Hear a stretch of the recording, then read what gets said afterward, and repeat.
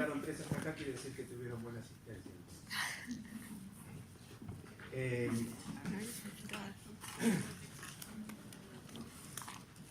Voy a presentar antes que nada.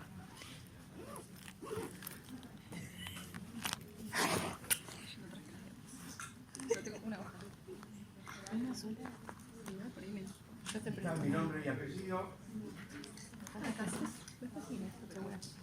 Yo desde hace un año que soy profesor titular consulto. Eso significa que me jubilé hace un año, aunque no lo parezca. Y bueno, hay cosas que siguen siendo vicios. Y entonces, como me gusta dar clases, este curso de evolución empezó en esta facultad con el retorno a la democracia, hace más de 40 años, 41 años. 40 porque la primera cursada fue en el año 1984, que fue cuando la palabra evolución y el estudio de la evolución dejó de ser un tema peligroso, ¿sí? Porque imagínense, el año 84 recién hacía menos de un año que habíamos retornado a la democracia, y eso coincidió con el retorno del que fue mi maestro, que era el profesor Osvaldo Rey, el biólogo evolutivo que fue miembro de la academia, falleció hace unos cuantos años ya, lo extraño, fue miembro de la Academia de Ciencias de Estados Unidos, lo que publica esa revista tan codiciada que es el PNAS. En algunos lugares le dicen el PNAS, Proceedings of the National Academy of Sciences, y también fue miembro de la Academia de Ciencias de la Unión, del país que existía en aquel tiempo, era la Unión Soviética, es decir, él estaba con Dios y con el diablo, no como dicen ahora las fuerzas del cielo. Y bueno, como se imaginarán, yo fui ayudante de su materia, o sea que hice toda la trayectoria. Desde ayudante, en aquel momento ya era ayudante de primera, es decir, ayudante graduado, y después con el tiempo me fui fui ganando concurso de profesor años después, y bueno, y finalmente mi carrera llegó a un primer fin, que fue el año pasado al jubilarme como profesor titular de esta casa. O sea que, primero, esto sirva como homenaje al que fue el fundador de esta materia. Yo fui el segundo profesor de esta materia, o sea que ya a los que conocieron, y en particular, bueno, Pablo y Juanjo ya son personas grandes, Nacho fue doctorando mío, y bueno, es el profesor más joven que han tenido como acá frente a ustedes. Es decir que ha sido un producto genuino de lo que llamamos, lo que yo conocí y que disfruté como la década ganada de la universidad. La época de oro de la universidad pública fue lo que se conoce el nombre de década ganada. Mejor todavía que lo que se conocía como la universidad, la época de oro de la Universidad de Buenos Aires en particular, que fue la que terminó en el año 1966 con el golpe y con la famosa noche de los bastones largos, famosa para mí, supongo que para ustedes también, ¿verdad? Con lo cual, quiero iniciar este contacto con ustedes y terminarlo dentro de un rato, pero que quede claro que estamos frente a una situación de un ataque tremendo al sistema público, la universidad pública, la salud pública y otras expresiones del Estado argentino, y que significa, dice llanamente, y esto lo digo yo y me hago cargo, y que es mi opinión política, pero me parece que es importante que frente a una clase de alumnos que ya están terminando la carrera, ¿no? Porque ustedes ya están... Esta es mi última clase, teórica. No, Esteban. Muy bien, ¿alguno más? No. Ok, bueno. O sea, que como eso. Básicamente, bueno, les decía que entonces estamos frente a un ataque que la verdad que es muy doloroso, porque esto que está acá, donde estamos ahora, este edificio, se construyó, o la decisión de construirse tuvo lugar en la época, lo que llamamos también la década ganada, como se suele llamar, durante la gestión de la presidenta Kirchner, Fernández de Kirchner, y era ministro de Ciencia y Técnica el doctor Lino Barañao, otro alumno de esta casa de estudios. Después se licenció y se doctoró como químico.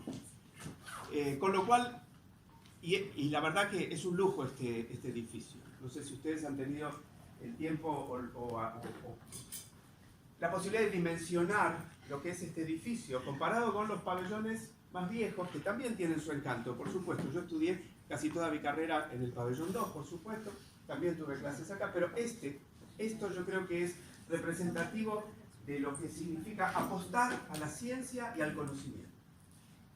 Y eso es lo más importante, apostar a la ciencia y al conocimiento que tenga un alcance a toda la sociedad, independientemente del poder adquisitivo de cada uno de nosotros. Yo tuve la suerte de estudiar en una universidad pública. Si no hubiera sido gratis, yo no hubiera podido estudiar. Quizás como muchos de los que estamos acá. Y esa es la oportunidad, la posibilidad de poder abrazar vocaciones, por un lado, ¿sí? Y por otro lado también de crecer personalmente.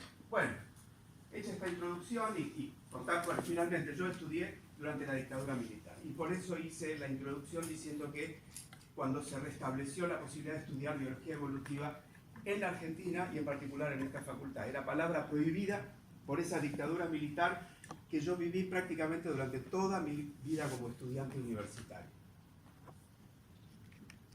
Bien, entonces, y hoy vamos a...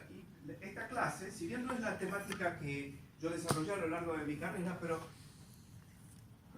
si hubiera podido elegir en su momento y hubiera estado quizás en otro lugar donde, en otro país donde había más una escuela que estudiara la evolución de Homo sapiens, es decir, de nuestro linaje, quizás me hubiera dedicado a ello. Pero bueno, trabajé durante la mayor parte de mi carrera utilizando como modelo evolutivo moscas del género Drosophila.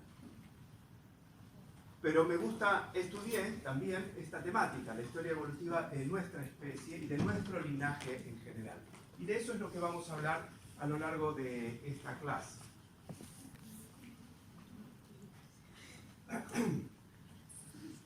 O sea, historia evolutiva de Homo sapiens. Yo empiezo con estas dos fotos porque son, como dice allí, ¿sí?, la expresión de las capacidades mentales, humanas, ¿sí?, que evolucionaron en nuestro linaje a un nivel sin precedentes en nuestra historia de vida. Estas son pinturas rupestres en una cueva en Francia de aproximadamente 17.000 años de antigüedad. Fíjense la sutileza del trazo, la técnica. Y esta que está acá, que se ve un poquito menos, es una foto de la cueva de las manos, ¿sí?, donde lo que cuentan los arqueólogos que estuvieron estudiando y que investigan en ese lugar, en la Patagonia, ¿sí?, en el norte de la provincia de Santa Cruz, ¿sí?, está la Cueva de las Manos, un lugar digno de ser visitado, es magnífico, y lo que se puede ver y uno lo va recorriendo a lo largo de una cornisa, ¿sí?, que está bien protegida porque hay una baranda y los que tenemos un poquito de vértigo nos sentimos contenidos en esas situaciones, y uno va viendo cómo fue creciendo o fue modificándose la metodología, la técnica. Bueno, estas fotos no se ven muy bien, las saqué yo. En mi teléfono se veía mucho mejor. Pero cómo se fue modificando o cómo fue cambiando y evolucionando la técnica para dejar registro de la existencia de esas personas.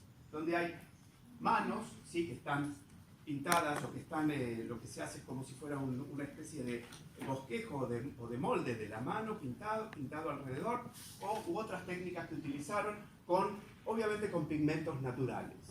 Y la verdad es un lugar magnífico y está muy bien, estaba, al menos hasta hace 2 años atrás, que fue cuando yo estuve por allí, estaba muy bien conservado y la verdad es un lugar que vale la pena conocer, porque emociona pensar que entre los últimos 2000 y 9000 años había un grupo de un pueblo originario que dejó constancia de su existencia y de su paso por el mundo, ¿sí? Y vale la pena, pero lo que indica concretamente esta capacidad de expresarse, ¿sí?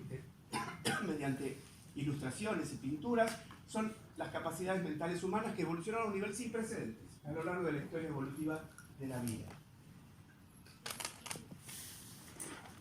¿Dónde estamos ubicados en esa historia de la vida? Quizás algo ya han escuchado o han visto, pero ¿cuál es nuestro lugar en el árbol de la vida? Nosotros estamos acá. Somos parte de un orden que se llama los primates. Desde el origen de la vida hasta los primates se pueden ver aquí los distintos hitos a lo largo de la evolución de la vida, ¿sí? El último hito es la pérdida del rabo, ¿sí? Y a partir de allí estamos los homínidos, es decir, el género Homo, otras especies del linaje, de nuestro linaje más directo, los mitesinos, por ejemplo, y también estos grandes monos, ¿sí? Nosotros, las dos especies de chimpancé, el bonobo y el chimpancé propiamente dicho, el gorila, el orangután y el gibón. Es decir, que dentro de los grandes monos estamos nosotros, que formamos parte de una subfamilia de homínidos, que es la familia Homininae, ¿sí? Esa es nuestra ubicación en el drama, en la historia evolutiva de nuestro linaje. Muchas cosas vamos a abordar hoy, ¿sí? Una de ellas, por ejemplo, es dónde se originó, pero en nuestra especie, dónde apareció Homo sapiens como tal, dónde pasó gran parte de su historia evolutiva en nuestro linaje, ¿sí? Y también es importante poder rendir homenaje a quienes tenían o a quienes predijeron cosas que luego se fueron confirmando. Y uno de ellos es Darwin. Darwin, en su libro The Descent of Man, Darwin 1871, dijo que en cada región del mundo los mamíferos vivientes están más cercanamente relacionados con formas extintas de la misma región. Entonces, es por lo tanto probable que África haya sido la cuna de la humanidad, ¿sí? Sí, haya estado habitada por simios extintos vinculados al gorila y al chimpancé, que son los parientes, morfológicamente, los parientes más cercanos, ¿sí? 50 años después, a la publicación, se descubre el primer fósil en África, el primer fósil de un hominino en Sudáfrica, en el sur de África. De allí en más, la paleoantropología confirmó la predicción de Darwin. Por un lado, la paleoantropología, pero también la genómica, bueno, la genética evolutiva y la genómica en particular, ¿sí? Que es que el origen y la evolución de los homininos, ¿sí? No es portugués, ¿sí? Hominino, se refiere a un niño. Los homininos, ¿sí? Se originaron, nuestro linaje se originó y gran parte de su evolución tuvo lugar en África. ¿Qué vamos a abordar hoy en la clase? Es muy ambicioso, muchas preguntas vamos a abordar, que se resumen en estas tres, básicamente en estas tres preguntas. ¿Qué es lo que nos diferencia a nosotros, hombres modernos, ¿sí? de los grandes monos y los homínidos más tempranos? ¿Sí? ¿En qué homínido y cuándo van apareciendo las características físicas y comportamentales que son distintivas de nuestro linaje, de nuestra especie en particular? Y como una de las características más importantes, uno de los caracteres, una de las adquisiciones evolutivas más importantes o que nos caracteriza a nosotros, es el tamaño de nuestro cerebro, ¿sí? Entonces la pregunta es, ¿en qué lugar de nuestro cerebro residen? ¿Sí?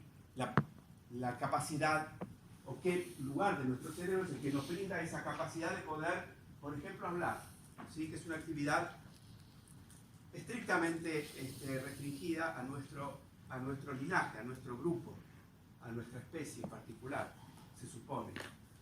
aunque vamos a ver durante la clase que también todas las respuestas a este tipo de preguntas no son siempre absolutas, sino que pueden ir cambiando las respuestas. ¿Qué características tenemos nosotros que nos diferencian y que algunas de ellas vamos a abordar a lo largo de la clase? Los otros homínidos tienen brazos más largos que las piernas, ¿sí? Están así, ¿sí? Seguramente le viene a la cabeza un chimpancé, ¿no es cierto? Un homínido también, que tiene los brazos más largos que las piernas. Pueden caminar erguidos por distancias más cortas, siempre pueden caminar, pero en algún momento tienen que apoyar los brazos. Sus pies son como manos, con los primeros dedos grandes, pero no tan oponibles como el pulgar. Los bonobos, a su vez, utilizan las interacciones sexuales, tanto hetero como homosexuales, para resolver conflictos dentro del clan al cual cada uno de ellos pertenece. Los chimpancés, a su vez, tienen sociedades más conflictivas, ¿sí? Hay mucha agresión, ¿sí? en los chimpancés, en particular en el momento del celo de las hembras, hay peleas sangrientas entre los machos por copular con las hembras. Los chimpancés usan ramitas como herramientas, ¿sí? Son capaces de, por ejemplo, introducir en un agujero, en un hormiguero, una ramita para extraer hormigas y comerlas, ¿sí? Eso es una herramienta, ¿sí? La posibilidad de utilizar distintos tipos de cosas como herramientas. Son capaces de aprender lenguaje de señas. Yo me acuerdo cuando asistí a mi primer congreso allá lejos, y hace muchísimo tiempo, un profesor, que era el invitado estrella de ese congreso, es un congreso latinoamericano de genética que fue en la ciudad de Mendoza, en la Universidad de Cuyo, y él dio la charla, el cierre, la charla final, y entonces una de las cosas que contó en ese momento son los experimentos que se estaban haciendo en ese momento con chimpancés, y chimpancés a los cuales les enseñaron a comunicarse con lenguajes de señas. Y entonces él contaba que el investigador le preguntaba quién era, ¿sí? ¿Quién era el mono? Entonces el mono respondía con el lenguaje de señas: soy yo, fulano, ¿sí? Lo cual implica también la capacidad de, obviamente, de aprender este tipo de, y también de un cierto grado de abstracción. Por otro lado, otras cuestiones que nos diferencian de, por ejemplo, el chimpancé, es que en regiones que codifican proteínas, nuestras diferencias son solamente alrededor del 2%, en promedio, a lo largo de todo el genoma. Es decir, que genéticamente somos muy parecidos.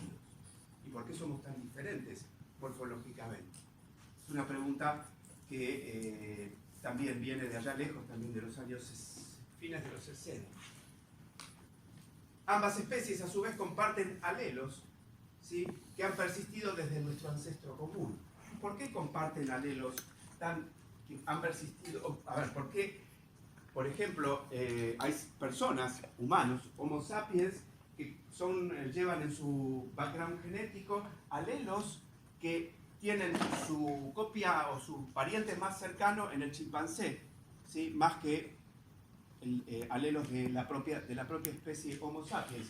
Básicamente porque esos alelos se encuentran, o se han encontrado a lo largo de la historia evolutiva, protegidos por un mecanismo que han estudiado en el bloque de genética de poblaciones, que es la selección equilibradora, es decir, que un mecanismo que mantiene la diversidad, la variabilidad genética, mantiene alelos que en combinación, ¿sí?, proporcionan una ventaja respecto de los homocigotas. Por otro lado, conociendo esas características, podemos decir cómo probablemente habrá sido nuestro ancestro común. Bueno, seguramente tenía un pulgar oponible, brazos más largos que piernas, un rostro más saliente que el que tenemos nosotros, caninos más grandes, más peludos seguramente, ¿sí? Y el cerebro relativamente más pequeño.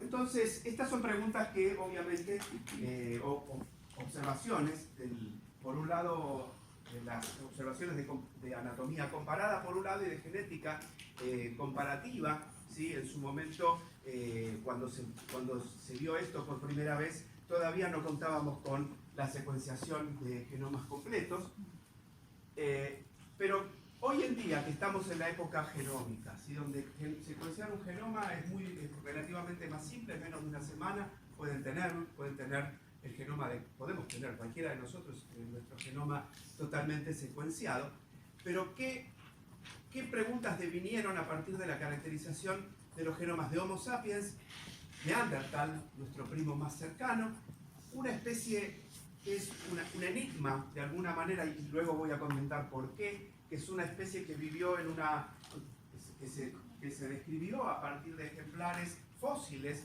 colectados en una cueva en Siberia, la cueva de Denisova, y por eso se los conoce como denisovanos, ni siquiera tiene un nombre específico, luego les voy a contar por qué, y el chimpancé. Esto llevó a nuevas preguntas, ¿sí? ¿Cuáles son los mecanismos genéticos que subyacen a la evolución de los caracteres distintivos del hombre?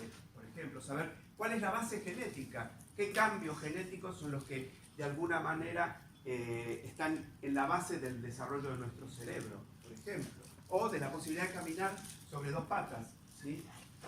Por ejemplo.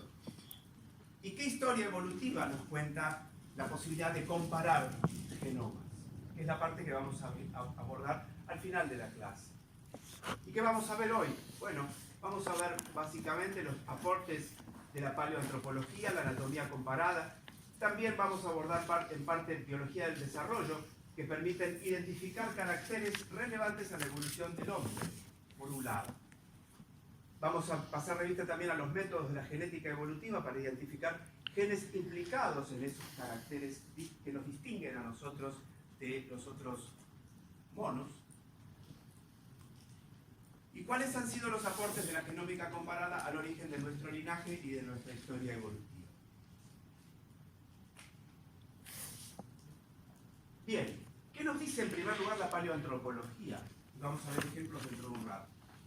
¿Sí? La paleoantropología, los descubrimientos de los paleoantropólogos, de alguna manera contradijeron hace ya, y yo les estoy hablando de fines de los 70, principios de los años 80 del siglo pasado, ¿sí?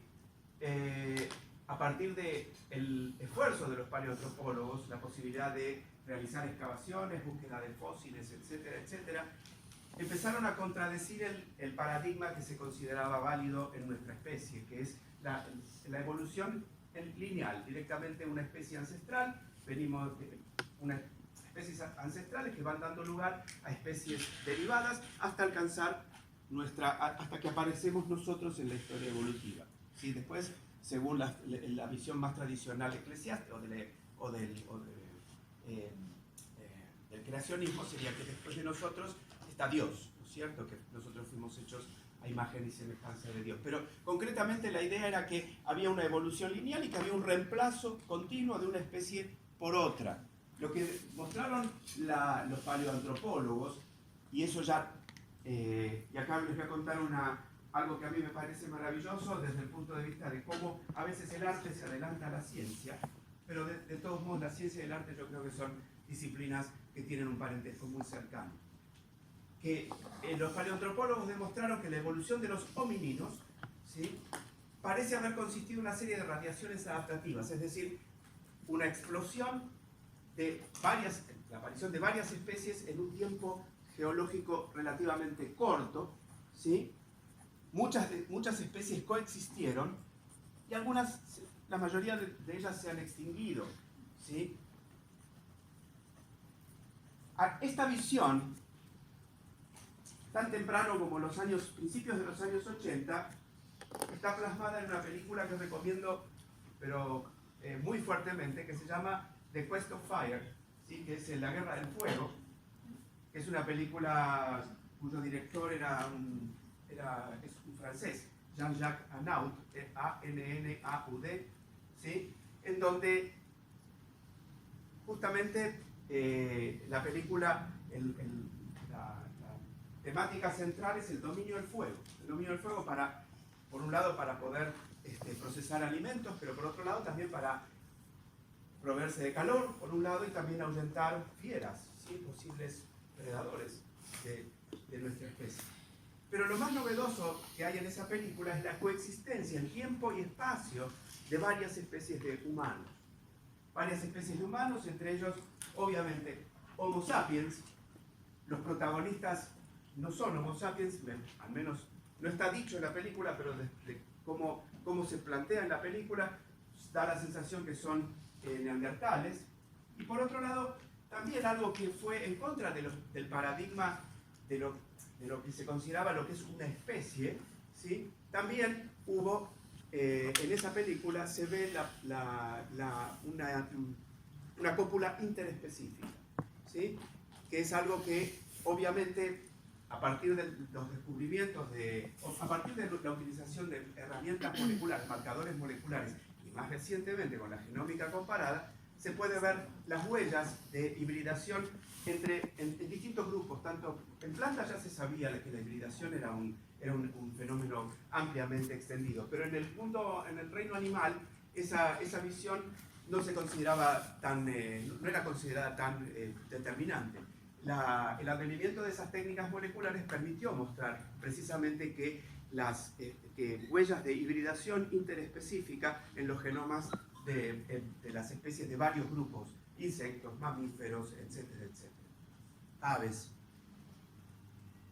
Y la otra característica, el otro punto o la otra descubrimiento al cual nos permitieron acceder los paleoantropólogos es que la evolución de nuestro linaje, ¿sí?, tiene como característica la evolución en mosaico. Es decir, que coexisten en distintas especies de nuestro linaje características, entre comillas, primitivas y derivadas. Ya vamos a ver ejemplos, ¿sí?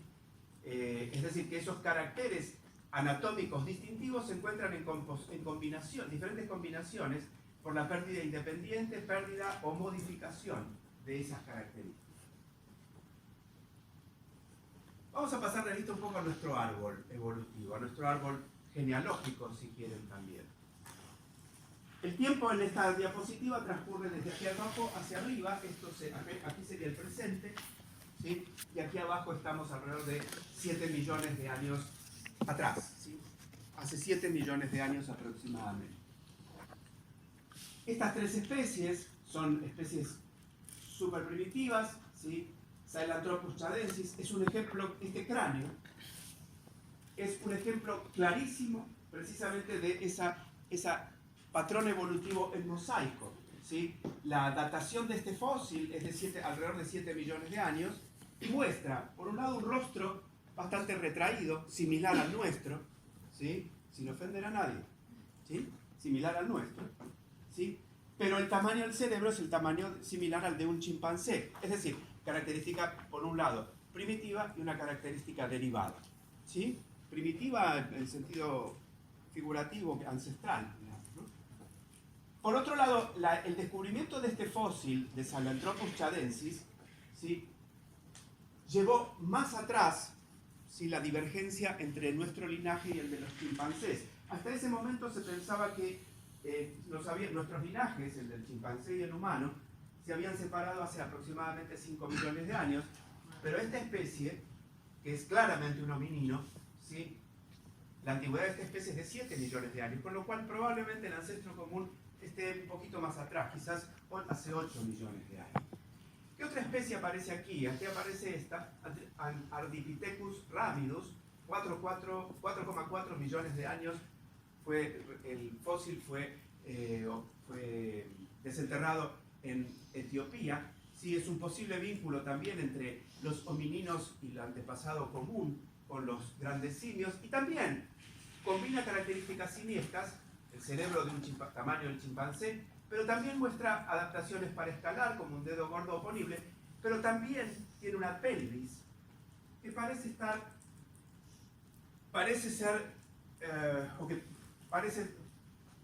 adaptada o que le habría permitido caminar erguido a este hominino, ¿sí? Ardipithecus ramidus. Aquí también hay otro, que es un fósil relativamente marginal en esta historia. Vamos a seguir avanzando, vamos a venir más hacia el presente y vamos a presentar otros actores de esta historia evolutiva. Los australopitecinos. La más famosa, ¿sí?, la famosa Lucy, Australopithecus afarensis. los fósiles datados en aproximadamente 3,5 millones de años, ¿sí? Tenía mucho en común con el ancestro común entre humano y chimpancé. Este es un fósil que llama la atención por el grado de completitud por el cual con que se obtuvo, por un lado. Tiene un rostro inferior saliente, caninos grandes, brazos largos en relación con las piernas y un cerebro pequeño, ¿sí? Pero hay algo que es muy claro: caminaba erguido, ¿sí? De hecho, ¿sí?, se conocen en el registro fósil, se han descubierto huellas sobre cenizas volcánicas en donde aparentemente estaban caminando dos Australopithecus afarensis, probablemente un macho y una hembra, y uno de ellos dejaba huellas un poquito más profundas, probablemente porque estaba cargando una cría, ¿sí? Eso es lo que pueden encontrar en la literatura. Y la llamaron Lucy. ¿Saben por qué la llamaron Lucy? Acá dicen que sí, contá. No. Porque estaban escuchando Lucy in the Sky with Diamonds. Exactamente. En el lugar donde la desenterraron, en el medio de África, estaban, bueno, mientras trabajaban y se pillaban fósiles y trataban de restaurarlos, etcétera, etcétera, etcétera, se divertían escuchando música. Y en ese momento, creo que en ese momento había salido el disco Sgt. Pepper de los Beatles, y uno de los temas principales de ese disco es Lucy in the Sky with Diamonds. Algunos dicen que el nombre el título del tema refiere a la droga, al ácido lisérgico. No, gracias. Sgt. Pepper es un disco muy importante porque fue el primer mixeado. ¿El primer qué? No, Es un disco importante porque fue el primer disco que se hizo en un estudio mixeado. Ajá. Entonces había cosas, porque los discos se grababan antes en vivo. Era tipo, la banda tocaba. Claro. Entonces Sgt. Pepper tiene efectos que no se podían lograr. Como por ejemplo audiencias gritando Sí. y tipo, todas cosas, todos sonidos mezclados que no se podían lograr grabándolo en vivo. Grabándolo en vivo. Por eso Ok. fue tipo un... ¿Tu nombre es? Lucas. Lucas. ¿Y el chico el que está allá? Ok. Joaquín. Ok, ya conozco a dos. Joaquín y Lucas. Bien. ¿Qué otras especies de australopithecinos hay? Hace aproximadamente, esto 3 millones y medio de años, 3,3 millones de años, un poquito más acá, solamente 200.000 años. Yo no sé, a mí al menos me pasa que cuando menciono estas cantidades, 200.000 años, ¿no les da vértigo pensar qué había acá, por ejemplo, hace 200.000 años? Obviamente humanos no había, eso seguramente que no. Si había, vamos a cambiar todo el panorama de la evolución humana. Entre los australopithecinos había dos grupos, uno que se llamaban los robustos, por ejemplo, del género Paranthropus, y también coexistieron en esa misma época otro australopithecino, en este caso otro Australopithecus africanus, derivado de Afarensis, que es lo que se llaman las especies gráciles y por un lado y las robustas por otros dentro de los australopithecinos, que se extinguieron aparentemente sin haber contribuido a la descendencia de humanos modernos. Pero la evidencia parece indicar que eran capaces de fabricar herramientas de piedra, ¿sí? Herramientas líticas, herramientas de piedra. ¿Para qué? Para procesar alimentos, por ejemplo, ¿sí? Como digo ahí, alimentos animales. Estas especies están ubicadas, esta es Australopithecus afarensis, esta es Australopithecus africanus. Fíjense que Australopithecus africanus está en una rama que se extingue poco tiempo después, y por otro lado está los australopithecinos robustos, que son, por ejemplo, Paranthropus aethiops. Vamos a seguir caminando hacia... Sí, Una pregunta. ¿cómo no? Porque después me había quedado con la idea de que Homo habilis era lo que se asociaba con ya las herramientas y la habilidad, y por eso se llamaba habilis. Sí, que fue el primero, si no recuerdo mal, al que se asoció con este tipo de herramientas líticas. Pero también, al menos la fuente bibliográfica que yo consulté indica eso, que también estos australopithecinos eran capaces de fabricar. Seguramente van a ganar su turno filosófico. Ustedes saben cómo se hace esto de No, cómo se identifica, por ejemplo, una punta de flecha de piedra, ¿sí? Que es, uno descubre la forma en la tierra, y luego uno agarra el mismo material y empieza a pegarle con una masa para ver si eso no es algo, no es una evidencia de herramienta espuria, y en realidad entonces los investigadores empiezan a pegarle a la roca a ver si son capaces de, son capaces de obtener ese tipo de formas de flechas, por ejemplo, de otro tipo de herramientas. Hay muchos videos sobre eso hoy en día en distintos lugares. Seguimos. Ahí está, en tu nombre, Agustina. Joaquín Lucas Agustina. Okay. Agustina, mira, acá está Homo habilis. Homo habilis, más o menos unos 300.000 años después de los australopitecinos, ¿sí? Se parece más a nosotros, la cara es más plana, la hilera de dientes es más corta, la mano es más parecida a la nuestra, tiene mayor capacidad craneal, ¿sí? Cierta evidencia anatómica parece indicar que tenía habilidad para trepar, pero caminaba erguido. La evidencia anatómica, ¿sí? De la anatomía de las piernas, de los pies, indican que caminaba casi como nosotros y que fabricaba herramientas de piedra para procesar alimentos. De hecho, a vos que te sorprendió esto, ¿no? De acá, Agustina, ¿sí? Yo leí el otro día una información relativamente marginal, ¿sí? Al menos que no la vi por otro lado, busqué los artículos, porque era una noticia periodística, ¿sí? En un diario español, que hay especialistas en la evolución del lenguaje que sugieren que la antigüedad del lenguaje, es decir, no como el nuestro como ahora, que hablamos así tan fluidamente, sino que la expresión hablada, ¿sí? Podría haber aparecido hace aproximadamente 3 millones de años. O sea que es más antiguo de lo que se piensa. La referencia, o en la nota hacía referencia a un especialista en el Reino Unido.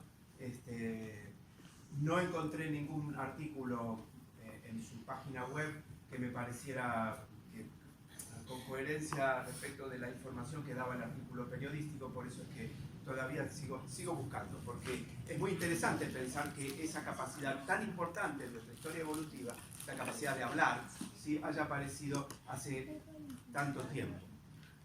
Entonces, Homo habilis, y luego tenemos a Homo, antes de Homo erectus, que es quizás una especie importante en bueno, son todas importantes, está Homo naledi. Homo naledi es una especie que se describió o que se encontró hace relativamente poco. Pero lo más interesante, y les sugiero fuertemente que vean, estaba en esta plataforma Netflix, ¿sí? Un video precisamente sobre las investigaciones sobre Homo naledi. ¿Por qué tan importante? Porque parece que tenía prácticas funerarias, es decir, lugares donde enterraban sus muertos. Lo cual nos está hablando ya de un grado de inteligencia relativamente superior, la capacidad de distinguir, ¿no? Muerte, vida, etcétera, etcétera. Y bueno, y luego también dejar a los muertos en algún lugar específico, que no es lo mismo dejarlos pudrir en el lugar donde se murió. Y es muy interesante el video porque muestra precisamente la cueva en donde depositaban los restos mortuorios de sus congéneres, y que a esa cueva donde depositaban los muertos no se llegaba de una manera muy fácil. Había que ser una persona. De hecho, el investigador principal del proyecto dice que llegó después de haber logrado adelgazar unos cuantos kilos. Es decir, en una de las campañas ya más avanzadas, o sea, relativamente más recientes. Homo naledi la verdad es un interrogante por esto que les estoy contando. Les recomiendo, búsquenlo si tienen acceso a Netflix, por supuesto. Si no, háganlo, pídanle a alguien que le dé el usuario, pero vale la pena, realmente. O lo buscan en la web, quizás lo bajen por Yo lo vi por Netflix y la verdad que es excelente el video. Ciertamente es muy bueno, porque aparte es sobre la investigación que hicieron, que desarrollaron el grupo de investigación, no me acuerdo dónde era. Y bueno, pasamos a Homo erectus, ¿sí? Que es una de las especies quizás conocidas con bastante antelación y que tiene como particularidad, de varias particularidades. Una de ellas es la de, bueno, aparentemente está en la línea de nuestra especie, compartimos un ancestro común relativamente reciente, nosotros estamos por ahí arriba, por aquí habrían dado el ancestro común, es decir, hace aproximadamente más de 2 millones, poco más de 2 millones de años. Tenía una anatomía y comportamiento similar a los humanos modernos, el cráneo redondeado, la cara menos proyectada, dientes más pequeños y una gran capacidad craneana. No como la nuestra, por supuesto, pero tenía una gran capacidad craneana. Pero también utilizaba herramientas de piedra más sofisticadas y la evidencia indica que hace 1 millón de años ya dominaba el fuego, era capaz de dominar el fuego. Pero lo interesante también, otro aspecto interesante, es que fue el primer hominino en abandonar África. Es decir, todo esto hasta acá ocurrió en África. Homo erectus sale de África, ¿sí? Y se extiende por el resto de... llega a Medio Oriente, China, Java, y también hacia Europa. Y en su camino hacia el oriente, ¿sí? En una región, en una isla cercana a la India, en una isla que se conoce el nombre de Flores, sí parece haber evolucionado un descendiente, ¿sí? Una especie que compartió un ancestro común con Homo erectus, que se conoce con el nombre de Homo floresiensis, que es una especie pigmea. Eran enanos. Homo erectus, ¿sí?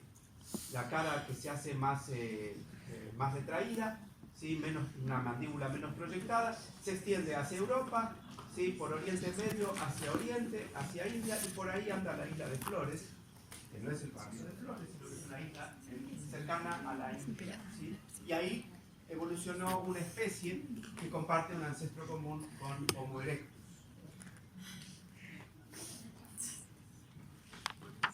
¿Sí? ¿Alguna pregunta? ¿No? Bien. Aquí tenemos entonces la última, los últimos actos de esta historia, que es la evolución de especies más cercanas a nosotros. ¿Sí? Una segunda oleada de homininos se extendió también fuera de África, llegando a Europa. Una de ellas se llama Homo heidelbergensis, hace aproximadamente 600.000 años. Esa especie parece haber compartido un ancestro común reciente con los hombres de Neandertal, Homo neanderthalensis, ¿sí? Este es Homo heidelbergensis, aquí tenemos Homo neanderthalensis, que es nuestra especie, la especie más cercana con la cual coexistimos durante una buena parte, ¿sí? Tanto espacialmente como temporalmente. Pero los neandertales aparentemente se extinguieron hace 35.000 años, más o menos. Hay obviamente las especulaciones acerca de las causas de su extinción. También hay videos que están buenísimos que parecen indicar que no se bancaron la competencia con Homo sapiens por distintas cuestiones. De hecho, también hay historias, hay novelas o hay obras literarias muy buenas acerca de las interacciones entre Homo sapiens y Homo neanderthalensis. En particular, hay dos que a mí me gustaron mucho.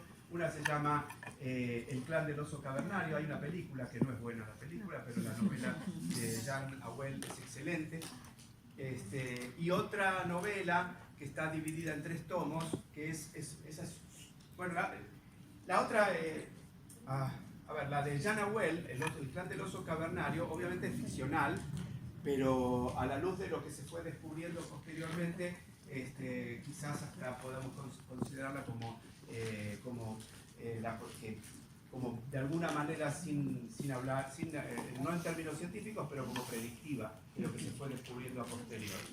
El otro se llama El paralaje neandertal, que es una novela, es bien de ficción, porque ocurre algo así como que hay dos mundos paralelos. ¿Sí? Uno, en un mundo se extinguió el Homo neanderthalensis, en el otro se extinguió Homo sapiens, pero en algún momento los físicos del Neandertal logran encontrar una especie de puerta entre esas dos dimensiones y se restablece ese contacto. La novela es muy buena, está bien escrita, es llevadera y aparte de consideraciones filosóficas interesantísimas porque también el tipo plantea en esa novela diferencias, bueno, por un lado filosóficas, la evolución de la religión en Homo sapiens, el ateísmo a ultranza en los hombres de Neandertal, la vida en equilibrio con la naturaleza en los neandertales, no en nosotros, tamaños poblacionales muy diferentes en los neandertales, mucho menores que nosotros, y por otro lado también en cuanto a la sexualidad, resulta que durante la época no reproductiva vivían hombres por un lado, mujeres por otro, y durante la época no reproductiva había relaciones homosexuales en ambos bandos y, bueno, obviamente heterosexuales en el momento de la reproducción. También es una novela, son 3 tomos así de gordo más o menos, que vale la pena leerlos porque son muy llevaderos y se leen rápido. Bueno, y también tenían una cultura bastante elaborada. De hecho, también actualmente se piensa también que tenían una cultura prácticas funerarias, es decir, que tenían aparentemente también tenían el comportamiento de disponer de sus muertos en lugares específicos y probablemente hay algunos autores que suelen sostener que también había ofrendas a esos muertos. Y llegamos a nosotros somos estos que estamos acá, ¿sí? Los primeros Homo sapiens aparecen en yacimientos de hace unos 200.000 años, nada más, o sea, los fósiles más antiguos son de hace 200.000 años, y el principal cambio es el incremento del tamaño del cerebro, y también otra de las características es que Homo sapiens, como tal, se originó en África y de allí se expandió al resto del planeta, alcanzando obviamente una distribución. ¿Estos quiénes son? Estos son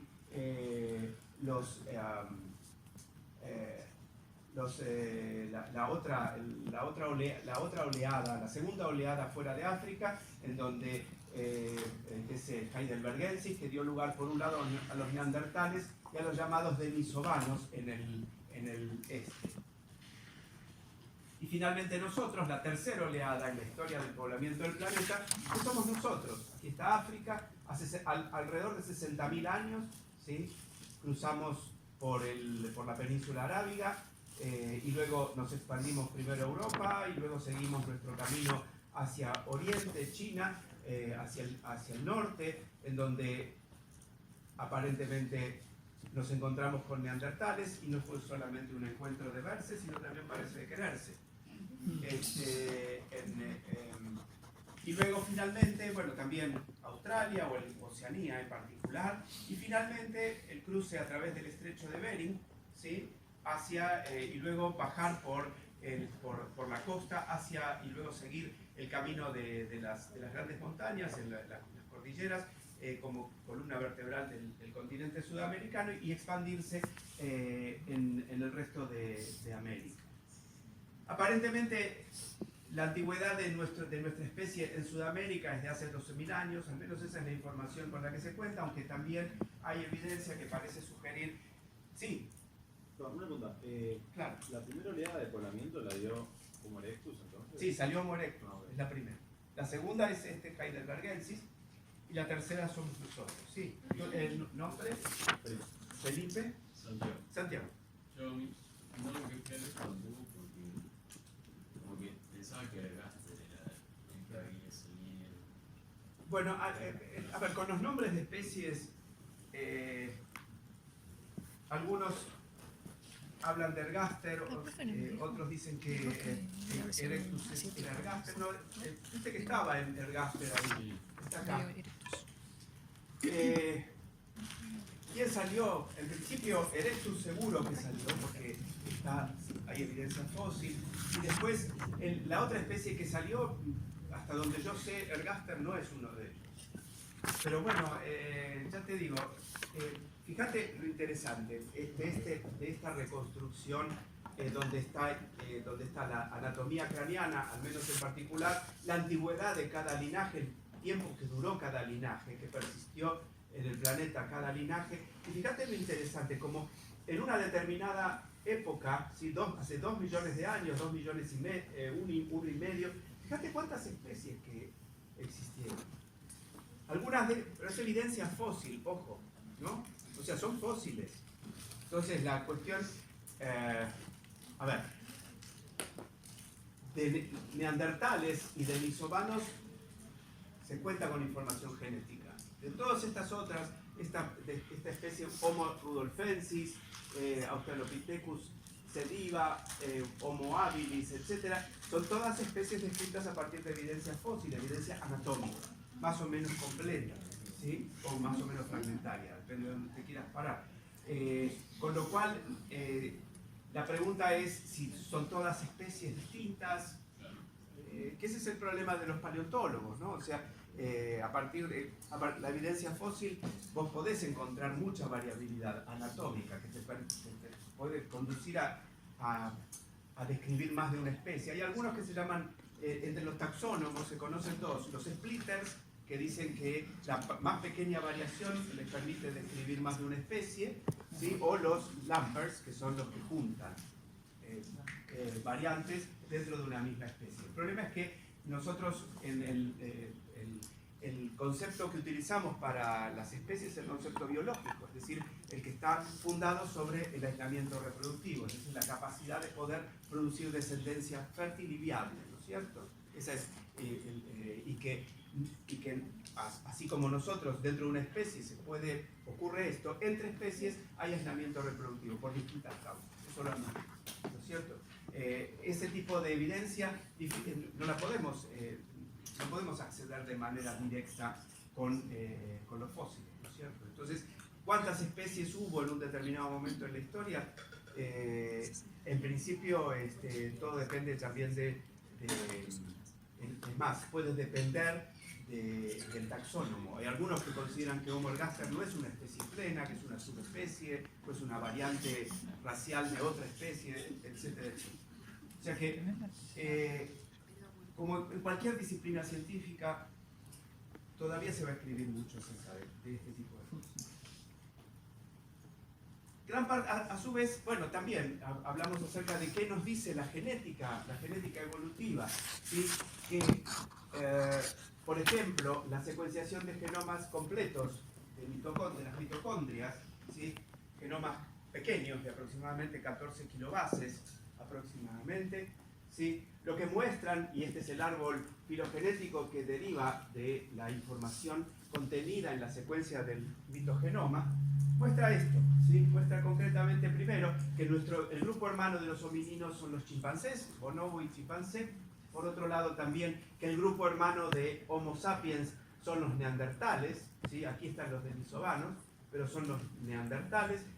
Y estos somos nosotros, los humanos que poblamos actualmente la Tierra, en donde hay ramas más superficiales y ramas más profundas en esa historia evolutiva que muestra o que nos revela el ADN mitocondrial. ¿Qué quieren decir estas ramas más profundas? Quiere decir que son las ramas más profundas, se supone que son las más antiguas. Y las ramas más antiguas de este árbol, de esta topología, son los linajes africanos. Lo cual llevó a postular que, obviamente, a confirmar de alguna manera con evidencia genética que nuestro origen, las ramas más antiguas de nuestro linaje, se encuentran en África, ¿sí? Neandertales y denisovanos, como dice allí, son ramas laterales, las ramas más profundas se encuentran en África, ¿sí? Esto es una ampliación de esta parte del árbol.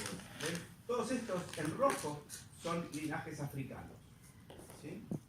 Pueblos originarios de África, ¿sí? Una pregunta. Si vimos que se sabe que hubo cruza entre Homo sapiens Sí. y Neandertal. Así es. Es más, creo que hoy en día dicen que hay un análisis que te hacen que es el porcentaje de genoma Neandertal que tenés. Sí. Entonces, ¿por qué no se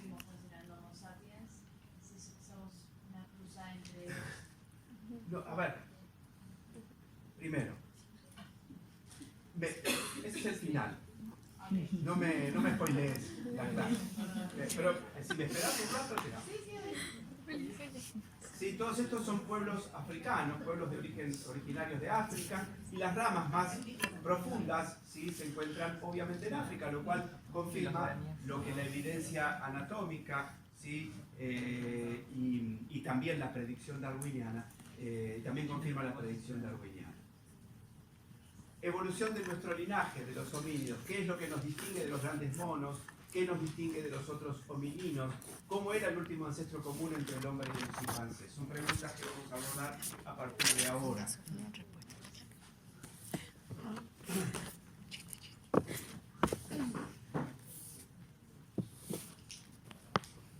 Ok, bien. Del estudio del registro fósil, como ya vimos antes, ¿sí?, surgen una serie de características que nos distinguen a nosotros de los grandes monos. Son todas esas. Estas que están en rojo, estas 5 características, son las que más atención han concitado a los investigadores. La postura erecta, la posición del cráneo, ¿sí?, acá, tamaño relativo del cerebro, el lenguaje y la habilidad para fabricar herramientas. Todas estas características no son independientes, como ya dijimos, ya que en algunos casos implican cambios concomitantes relacionados con la locomoción, la capacidad de agarrar y la capacidad y la masticación en particular. Y por otro lado, como ya dijimos antes, algunas de ellas que se encuentran en distintas combinaciones en las distintas especies que las que hemos pasado revista hasta hace un ratito.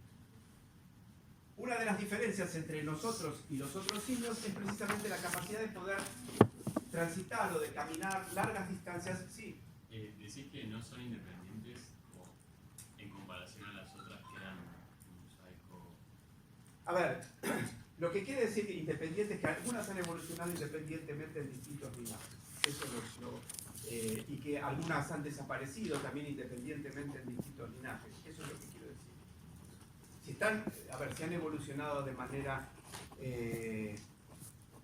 algunas han evolucionado de manera obviamente correlacionada, porque la capacidad de moverse, de locomoción o la capacidad de agarrar implican muchas características, muchos órganos, muchas características anatómicas y fisiológicas también, y bueno, obviamente comportamentales de acá arriba, ¿cierto? Y una de las características más interesantes que ha concitado más atención es precisamente la bipedestación, la capacidad de caminar completamente, de andar completamente de forma bípeda. ¿Sí? ¿Cuáles son los cambios anatómicos? Bueno, por un lado la pelvis, que tiene forma diferente, las piernas son relativamente más largas de los brazos y están más dirigidas hacia adentro, ¿sí?, de modo que quedan bajo el centro de gravedad que anda por acá. La curvatura de la columna vertebral, especialmente en esta zona, en la lumbar, contribuye a mejorar la estabilidad. El foramen magnum, a su vez, está desplazado hacia el frente, facilitando la posibilidad de mirar hacia adelante. Y también modificaciones en los pies, que facilitan la carrera. Fíjense, todo esto está resumido aquí, la posición del foramen magnum, la diferencia entre un hombre y un chimpancé, la forma de las caderas, ¿sí?, la posición de las piernas y el tamaño relativo de manos, brazos y piernas. ¿Y por qué? ¿Qué ventaja representó la posibilidad de andar erguido, ¿sí?, de andar sobre patas, sobre 2 patas y no caminando en cuadrupedia? Mayor campo visual. Bien. ¿Y por qué era necesario? ¿Y por qué fue adaptativo tener un mayor campo visual? Porque capaz no teníamos garras o dientes para defendernos de predadores. Bueno, eso es una buena respuesta. Pero también esto está relacionado con un cambio también ambiental que hubo en ese tiempo, que es esto que pongo aquí, que a partir de los bosques que existían en un determinado momento, el clima cambió, cambio climático, o sea, el cambio climático existe hace mucho tiempo. El problema es que ahora nuestra intervención lo acelera de una manera tremenda. El clima se hizo más seco, los bosques fueron desapareciendo y esto dio lugar a praderas, o sea, bosques húmedos que dieron lugar a praderas más abiertas, pastizales. Y ahí sí cobra una ventaja importante la posibilidad de ver presas, ¿sí?, de identificar lugares donde hay posibles presas, y por otro lado también poder ver, por ejemplo, posibles predadores y salir corriendo, ¿cierto? Esta es una de las hipótesis, o una hipótesis que se maneja para explicar la ventaja que significó la posibilidad de andar de manera erguida. Una pregunta. Sí, No se me había ocurrido nunca, pero ¿por qué eso? O sea, ¿no podría haber llegado de simplemente un aumento de tamaño? Digo, en vez de... ¿Sí? Claro, o sea, si... Como el aguaraguazú. Claro, pienso en otros animales que son propios del... O sea, Ajá. que son propios del ambiente y simplemente... o sea, sé que son otras Claro, estrategias. hay una cosa que es interesante y que vale la pena comentar, que a una solución se puede llegar por varios caminos. O sea, por ejemplo, miren, les voy a contar algo interesante, que es, hace más o menos en la época que yo estaba haciendo mi doctorado, un grupo de investigadores que trabajaba sobre una mosca drosófila que vive en su área de origen, el área donde se distribuía,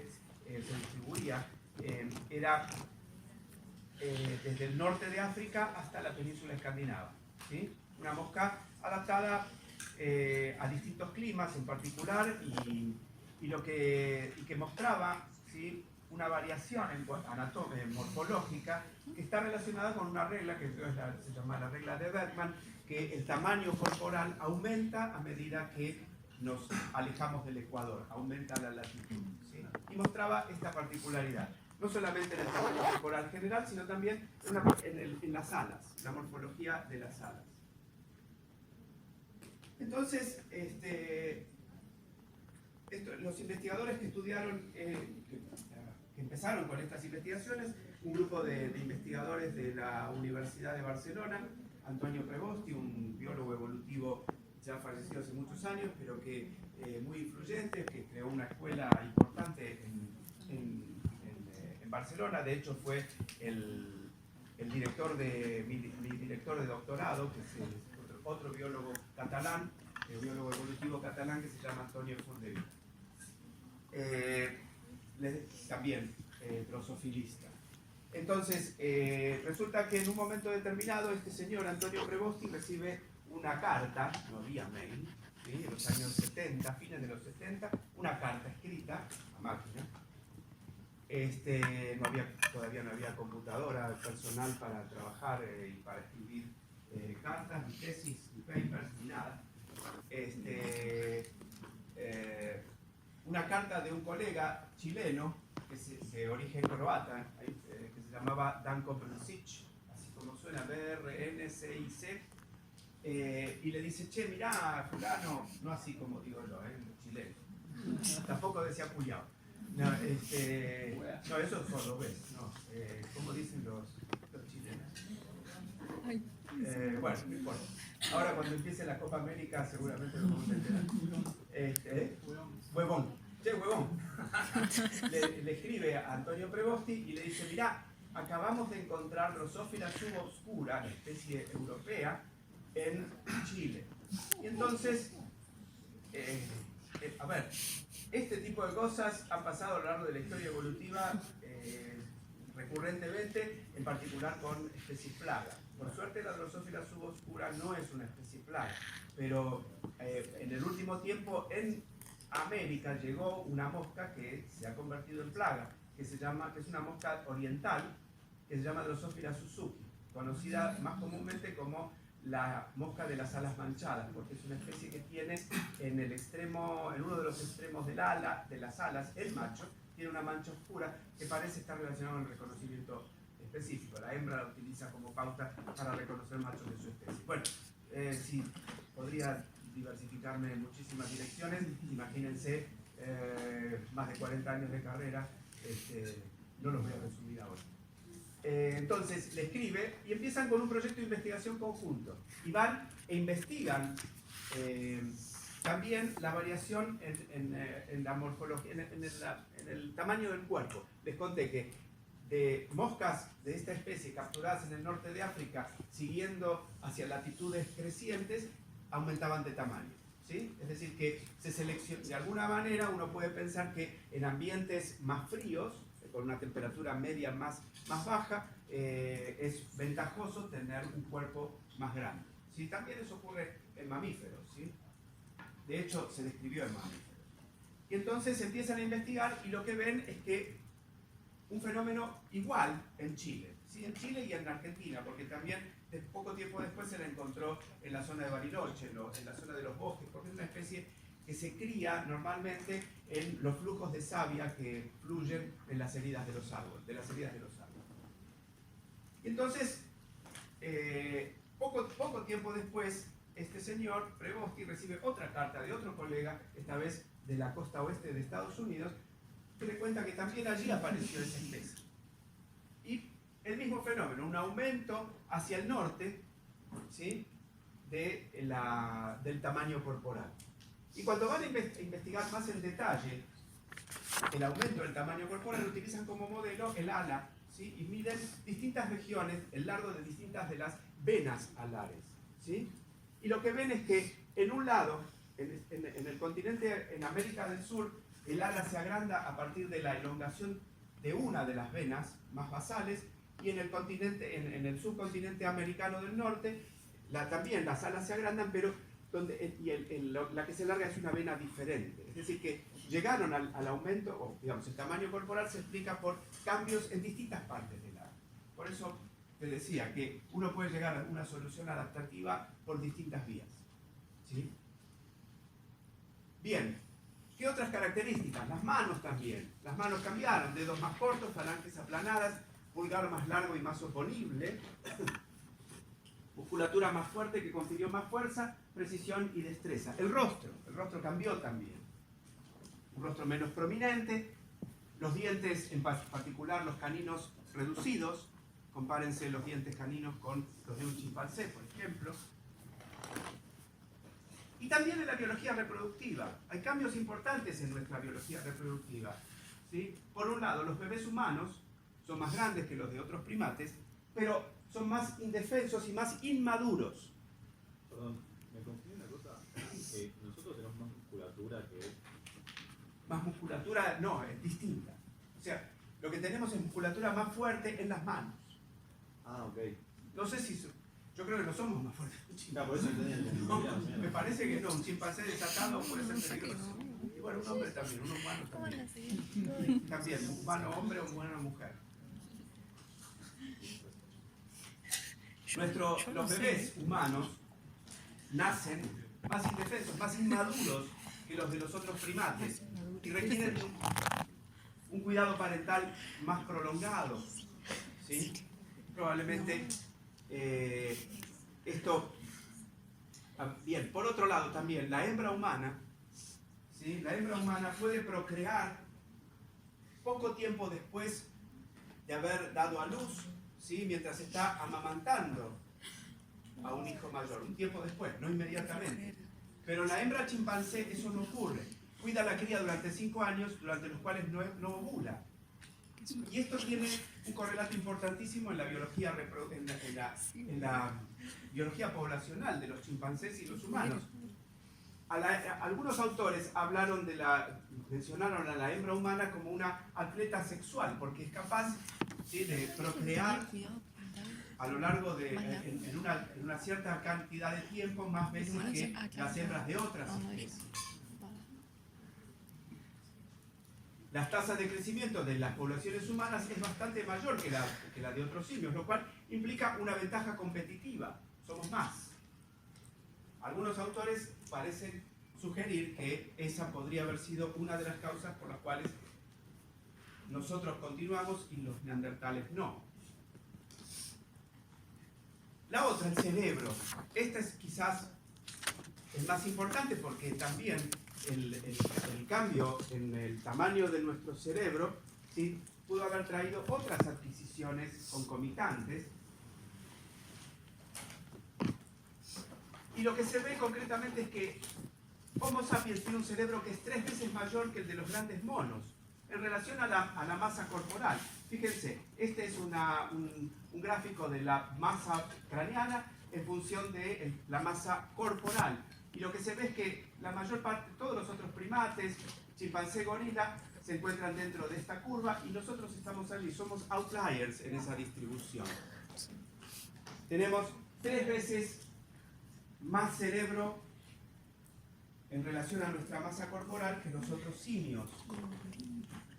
Y fíjense acá también, la evolución en relación a la evolución del tamaño del cerebro a lo largo del tiempo. Australopithecus, Homo habilis, Homo erectus y nosotros, ¿sí? Homo sapiens. ¿Sí? Hubo cambios notables en la masa encefálica, ¿sí? A lo largo del tiempo. ¿Y por qué? Eso viene después. Bien. Aquí tenemos entonces los cambios a lo largo de la masa encefálica y la masa corporal de las distintas especies, desde Sahelanthropus chadensis hasta Homo sapiens, y lo que se ve es que hubo 2 cambios importantes, lo que se llaman, los ingleses llaman bursts, cambio de la masa encefálica importante, como digo acá, en el Pleistoceno, hace 1,8 millones de años, que es este salto de esta especie, que si no me equivoco es Ergaster a Erectus, puede ser, no, el paralaje de acá sí, creo que sí. Y el otro salto es a partir de acá, de Heidelbergensis a Neanderthalensis y Homo sapiens. Y fíjense qué interesante. El tamaño del cerebro de los neandertales era mayor que el de un humano, un Homo sapiens promedio. Sí, tenía cuerpo y cerebro de mayor envergadura, pero bueno, tenía una masa corporal probablemente cerca de un 50% mayor que la de nosotros, la de un humano sapiens promedio. ¿Y por qué? ¿Por qué? ¿Cuáles fueron las causas que gatillaron o que dispararon esa evolución del cerebro en nuestra especie? Hay 2 hipótesis. Una de ellas es la ecológica, ¿sí? Por un lado, la selección natural favoreció a aquellas personas que eran capaces de aprender cómo vivir en ambientes complejos. Y eso les daba una ventaja, que, por ejemplo, en la caza, poder predecir cuándo va a haber un determinado tipo de presa, ¿sí? En una determinada estación del año y en otra estación del año otro tipo de presa, cuándo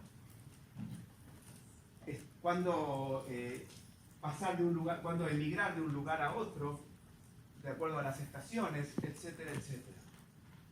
Y la otra es social, vivir en sociedades complejas, ¿sí?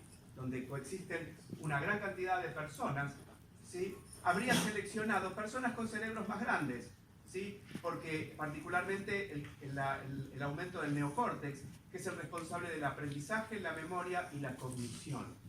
¿Sí? Fíjense, aquí tenemos el ratio del neocórtex en función del tamaño del grupo y hay evidentemente una correlación. Cuanto más grande es el grupo, mayor es el tamaño de la corteza, la neocorteza. Una pregunta. Sí. Yo creo uno de. O sea, calculo que por ahí es por cantidad de individuos, pero si Neandertalis tenía más masa corporal y masa del cerebro, de repente ellos se han extinguido de nosotros. Es una situación, mucha gente se pregunta lo mismo, o sea, ¿por qué se extinguió? Y lo más probable, también hay muchos videos en distintos lugares, distintas plataformas en la web, en donde se aborda este problema.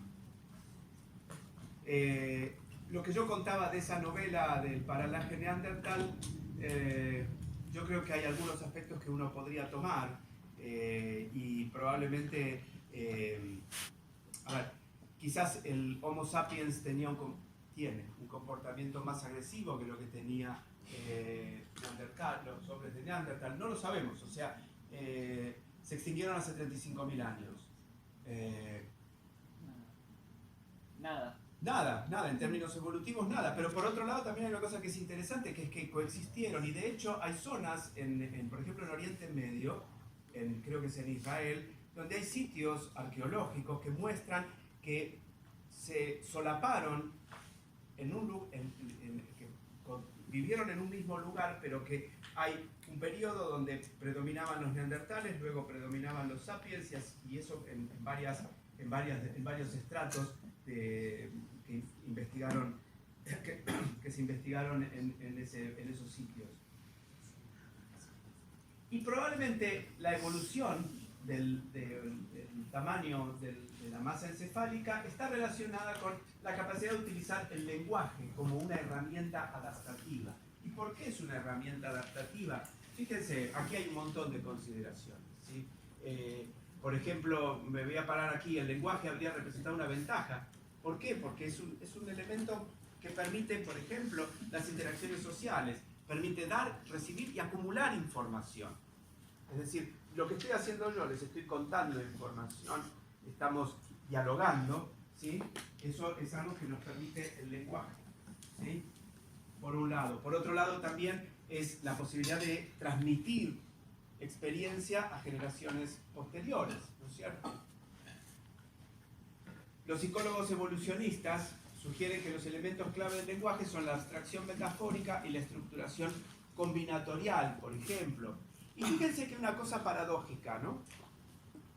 Seguramente alguna vez, quizás en vivo o quizás en alguna película, han presenciado una escena en la cual una persona se atraganta, no puede respirar, ¿no? Porque un trozo de alimento le está obstruyendo las vías respiratorias superiores, ¿no es cierto? Eso es porque hay un determinado lugar en donde las vías digestivas, digestivas y respiratorias confluyen, ¿no es cierto? Y entonces a veces la comida se va por el lugar equivocado, en particular si uno no está concentrado o se pone a saltar o hace algún tipo de pirueta. Y entonces se atraganta. Y bueno, si hay cerca una persona que es capaz de hacer esa maniobra de Heimlich, ¿sí? Que es puede permitir o puede lograr que expulse esa partícula y que pueda volver a respirar, o que le hagan una traqueotomía y le pongan, ¿sí? le corten la tráquea y le pongan un canuto de una virome y entonces la salvan a esa persona. Pero ¿por qué pasa eso? ¿Sí? Eso pasa porque la posición de la laringe es un poco más profunda, ¿sí? La lengua, y eso hace que la lengua pueda curvarse hacia abajo. Y entonces, y esta característica, el reposicionamiento de la laringe, que permitió, o que fue uno de los propiciadores de la evolución anatómica del lenguaje, entonces también trae como consecuencia la posibilidad de atragantarse. Es decir, que es una característica que desde el punto de vista adaptativa debe haber sido una adaptación tan importante que a pesar de que ese efecto detrimental que significa la posibilidad de atragantarnos por esa mayor cercanía entre el sistema, las vías respiratorias y las vías digestivas. Sí, ¿qué es esto? Esto es el último punto, ¿sí? Pero está claro cómo y cuándo evolucionó el lenguaje. Ningún otro primate usa un lenguaje verbal, ¿sí? Pero algunas especies, como los chimpancés y los bonobos, usan lenguajes de señas y símbolos, ¿sí? Perdón, los otros simios no se pueden atragantar. Eso no ¿Qué? No lo sé, pero la posición de la laringe es distinta a la nuestra. Es lo único que te puedo decir. No he visto nunca un chimpancé. Sí he visto personas. ¿Y por qué hacemos boludez? Si comemos nada, nos tomamos el equipo toda la vez. Pueden aprenderlo. Bien, ¿dónde residen nuestras capacidades? Bueno, acá en la neurobiología ha hecho grandes aportes. Yo les voy a contar algunas cosas que a mí me parecieron interesantes y que tuve oportunidad de leer. La pregunta es si hay áreas del cerebro relacionadas con diferentes capacidades cognitivas, sensoriales y motoras, ¿sí? La diferencia de tamaño de la corteza, por otro lado, las diferencias de tamaño en la corteza frontal no son suficientes para explicar diferencias con los grandes monos. Quizás las diferencias residan en ¿qué? En los tamaños relativos de diferentes partes del cerebro, la composición celular, la citoarquitectura o la conectividad.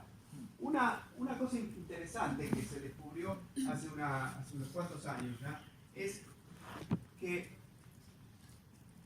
este es un cráneo de Homo sapiens, este es el cerebro de un Homo sapiens.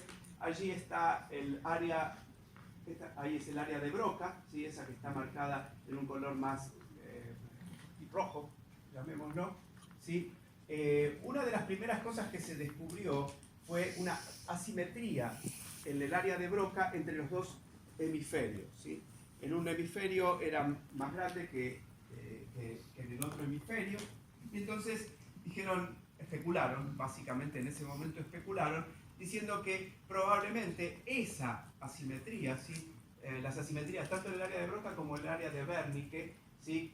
Que se relacionaron con algunas facultades como el lenguaje. Y esas asimetrías se pensaba en aquel momento que podían estar relacionadas con esa facultad de hablar. Sí, pero estas asimetrías también están en el chimpancé. Y hay evidencia fósil de que también estaban en los neandertales, habilis y erectus. ¿Y cómo lo vieron eso? Porque el cerebro deja una impronta, una marca en la cara interna de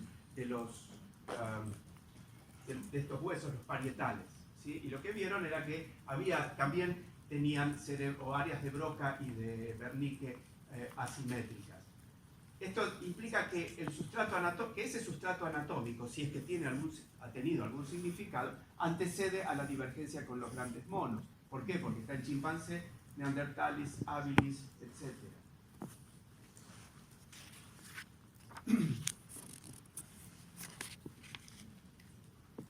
El otro punto que yo les comentaba que íbamos a abordar es esto que viene a continuación, que es las características, el desarrollo de esos caracteres humanos y los conocidos cambios heterocrónicos durante el desarrollo. Es decir, que partes del cuerpo se desarrollan en distintos momentos en distintas especies. Una de las principales diferencias entre el hombre y el chimpancé es la tasa relativa de crecimiento del cráneo y la maduración. Como les dije antes, nuestros bebés nacen más inmaduros, ¿sí? Tienen cráneos más inmaduros. De hecho, acá en lo que se llaman las fontanelas, ¿sí? No está todavía, al nacer, no está todavía totalmente suturado el cráneo. Y eso permite el crecimiento postnatal de la masa encefálica en los bebés. Tardan más en osificar que los del chimpancé.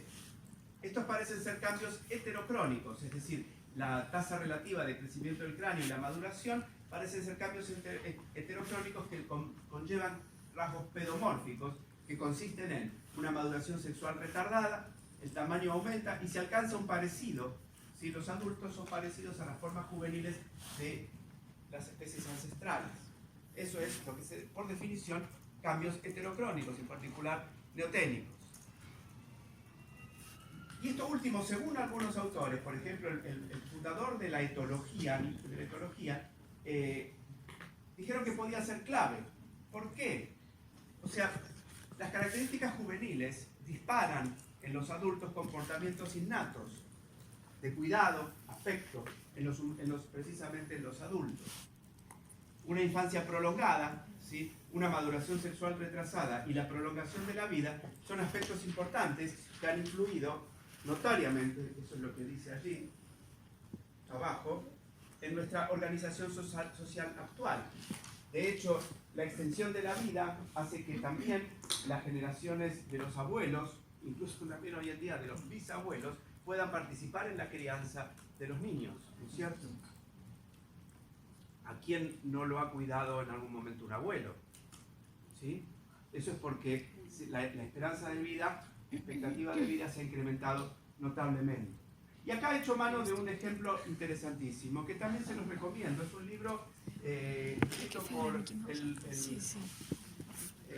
biólogo evolutivo que fue principal, un paleontólogo, que fue el más famoso divulgador científico de la biología evolutiva, murió hace más de 20 años, Stephen Jay Gould.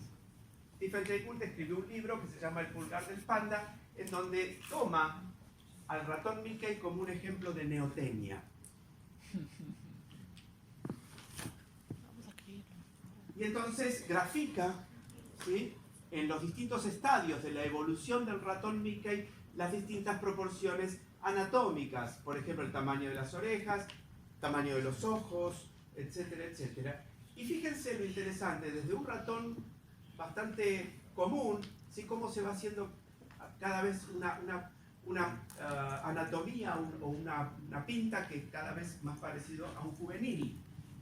Y eso seguro que los estudios Disney lo estudiaron, porque ¿quién les provoca más ternura? ¿Este de acá o este de allá? ¿No es cierto? Ustedes como adultos jóvenes. A mí me gusta mucho más este. Este es el de la película Fantasía. ¿Fantasía se llamaba? Fantasía 2000. Fantasía 2000. ¿2000? Hay dos. Hay dos. La 2000 yo no la vi. Yo cuando era chico vi la otra Fantasía, que es el ratón Mickey que trabaja con un mago, ¿no? Claro, el que los tiene el barre, gorro del se llena de agua. Motherfucker, claro. Pero Ese es ¿Ah? sí. Eso, las escobas que barren. Ok. ¿Pero es también 2000? Yo la conocía así. Ok, bueno, puede ser que la hayan repintado. Bueno, pero lo interesante es la neotenia y los cambios en el ratón Mickey. Fíjense que el adulto del ratón, si este es el adulto del ratón Mickey, tiene características anatómicas más parecidas a un juvenil que a un adulto de ratón. Acá están las características anatómicas y lo que se ve es que, ¿qué es lo que incrementó? El tamaño de la caja craneana respecto del cuerpo. Fíjense que los bebés tienen una cabeza más grande en relación al resto del cuerpo que nosotros. Por ejemplo, los ojos, la proporción del tamaño de los ojos respecto de la cara también. Y piensen un poquito, este es un bebé, este es un adulto humano, un burrito, un burro adulto, un perrito, un perro adulto, un pajarito y un pajarito adulto. ¿A quién les da más ganas quién les causa más ternura, más afecto? Seguro que la fila de la izquierda. Y probablemente Konrad Lorenz, con esa formulación, tenga razón. O sea, porque si no uno, cuando está criando hijos y los hijos todas las noches se despiertan llorando y uno tiene que levantarse, le da ganas de matarlo, ¿no es cierto? No sé si alguno de ustedes es padre o madre, le dan ganas de matarlo, pero son tan lindos. Ahí te resentís el impulso. El cerebro humano no es seguramente, y esto es una afirmación, no es el resultado de cambios simples en relaciones de crecimiento, sino de múltiples e independientes modificaciones superpuestas que se traducen en un patrón en mosaico de nuestros caracteres distintivos. Pregunta, nosotros, nuestra evolución, ¿es especial? No. Nuestra evolución es muy común, es muy común comparativamente con otras especies. Primero, no fue lineal, la mayor parte de los cambios son cuantitativos, las tasas evolutivas no parecen haber sido excepcionales. Mucho cambio evolutivo, ¿sí?, de los caracteres distintivos en particular, precedió el origen de Homo sapiens e incluso el género Homo, y muchos caracteres distintivos están también presentes en los grandes monos.